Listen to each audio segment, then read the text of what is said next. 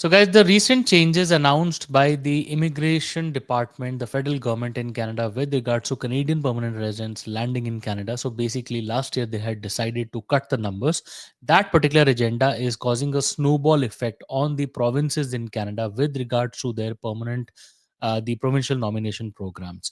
After British Columbia and Saskatchewan, it is the province of Ontario that is displaying signs of not so being happy about the reduction in numbers.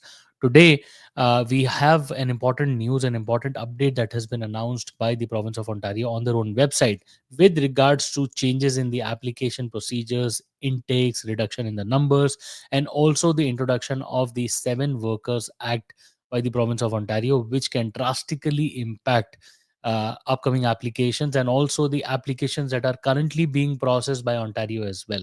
So, if you are interested in moving to Canada, interested in getting a permanent resident, especially in the province of Ontario, you should be watching this video up until the end. My name is Sahil.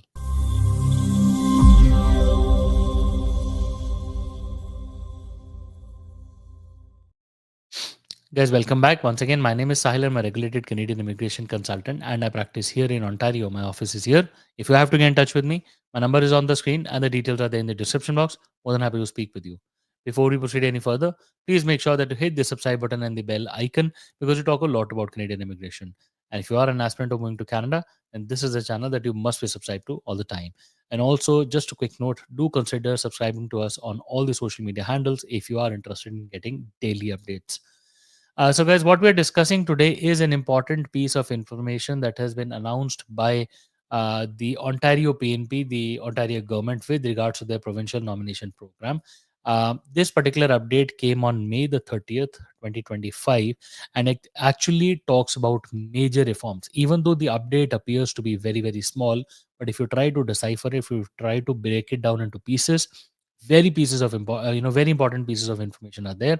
Not only that, about 2 days back, Ontario government had announced major reforms. So basically, they are proposing major reforms to the Workers Act, the Seven Workers Act, and if that gets approved, then everybody who's trying to apply for an Ontario immigrant nominee program is going to be in for a bad ride. In this video, we will till the end talk about. First, we will talk about the change that has been announced today. Also, then we will cover the major changes announced in the Seven Workers Act and also how that could impact or will impact you if you are trying to apply for OINP. Let's just quickly move over to the update today. So May the 30th, this particular update talks about the federal government having reduced the immigration targets by 50%. This particular target is a reduction in the 50% quota. So if you look at this particular change, um, individuals, that means applicants, should expect longer processing times as there are fewer nominations available for 2025. And I had explained previously as to why would there be a delay is because they do the landing in a spillover manner.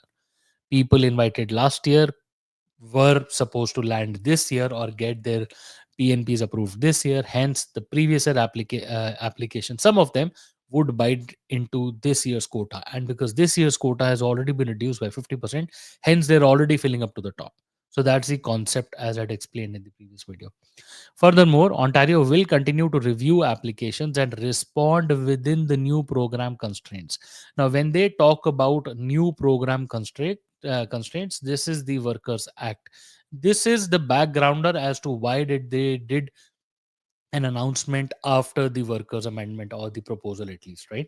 And then while selecting skilled economic immigrants who can help in addressing provinces most critical labor shortages, which means if they don't feel that your application is going to address the province's labor shortages, then they can very well return your application, cancel your application. Guys, this is important.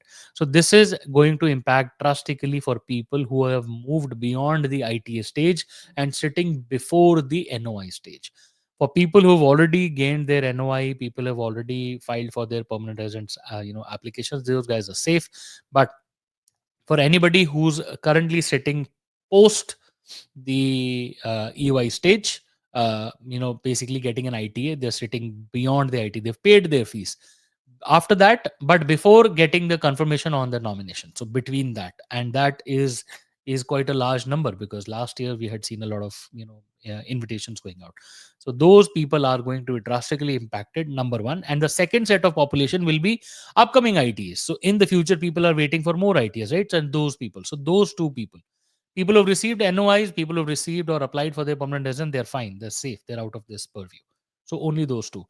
Now, let's just look at the Workers Act, and that particular act is very, very important. Now, first of all, why did they introduce the Seven Workers Act? This is because they are trying to respond to US tariffs. While Donald Trump is trying to play safe with his US tariffs and whatnot, but they say that this action plan has been developed to tackle US tariffs and also the upcoming potential recession due to the US tariffs or any other reason. So what they do is that the existing one is a six workers act. They have proposed 18 changes, and if those 18 changes go through, then it will be the seven workers act with those 18 amendments. And out of those 18 amendments, there are four important OINP related changes which have been proposed. So for our audience, we will only look at the OINP updates, and these ones at the bottom are the OINP updates. Let's just take a look at them one by one. Okay. So first one is to grant the inspectors the authority to require an in-person interview with the applicants through the OINP, and this is going to be done to improve program integrity and prevent fraudulent claims. In simple wording, people can expect to have interviews with OINP if OINP has suspicion on their employment, fake payrolls, any employment related issues, documentation, place of work, anything. They can call you in for an in-person interview. Right now, we have already seen in the background that Ontario is going visiting employers, checking everything, and this is now in black and white. They have put down an ink. You can read it right now. It was only a suspicion that is Ontario visiting or not, and made a video also that went sort of viral, that people were talking about how can they visit.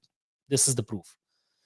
The next major change is that they are enabling the lieutenant governor in council to respond to labor market needs by giving the minister ability to establish or remove OINP streams. Guys, this is big. Ontario will now, if this gets approved, have the power to make ad hoc changes to OINP streams. They could either add new streams or remove the existing streams. This is, I don't know how to interpret this any simply, but this clearly says at their whims and fancies, OINP can bring in new people, remove applications, make new streams, remove streams. They can do anything they want. So they are making it more dynamic, more befitting to the ongoing situation. They don't have to go for prior approvals and consultations and whatnot. They're saying give the lieutenant governor the power to remove or add streams. We will do whatever we want to do. Okay. They want to make OINP more responsive, and to return applications that no longer match the current job market needs and raise concerns, so we can focus on processing the strongest candidates for more efficiently. Guys, how else do we interpret this? Simply says return the applications which you don't need. If you don't think that this person is going to add value to the labor market, remove it. We don't need it. I mean, what? How else do you plan to interpret this, right? So overall, the last is get OINP or allow OINP applicants to submit their applications directly and electronically on a new OINP employer portal that will launch in summer of 2025. So expect a new portal to come in anytime soon. Uh, Hopefully summer. Summer is already ongoing. This is almost end of spring and start of summer. Overall, guys, the changes that have been announced by OINP are very, very, how can I say, if you talk about from the perspective of being a Canadian or being an Ontarian, I believe it is given Ontario PNP the leeway or the leverage to respond to the labor market needs by the ongoing conditions in a more dynamic manner. They want to do whatever it takes to safeguard the workers in Ontario at the moment. But at the same time, if you try to look at it from an aspirant's point of view, which is an upcoming immigrant's point of view, at that moment, I would say that expect the unexpected at any time. They can change anything, they can cancel anything, they can bring in new streams, they can remove streams, they can send invitation to somebody and then they can withdraw the invitation from anybody. They can, get you to submit an application, later tell you, no, we don't need you. They can do anything. So that is all that it means by this. Please don't get panicked a little bit though, but please don't get panicked because this has not been passed yet. But very high chances that this will go through. So yes, little bit of panic there is understandable. Also, the changes, and Saskatchewan is already sending out letters. Saskatchewan is already letting people know that they're returning their application. So that is already going in the background. British Columbia is acting sideways. We haven't seen a lot of action from Alberta. Alberta also removed its letter of support. So yes, a lot of action going on from the PNP perspectives. Guys, I hope the video today was helpful, gave you much insights into what's happening in the world of Canadian immigration. If you haven't subscribed to our channel yet, I do strongly recommend you subscribe to our channel. Also, if you need any personalized tailor advice as to your situation, I would recommend you just book an appointment and we can have a chat on your personal situation. Guys, I wish you all the best and I really hope to see you soon in Canada. All the best.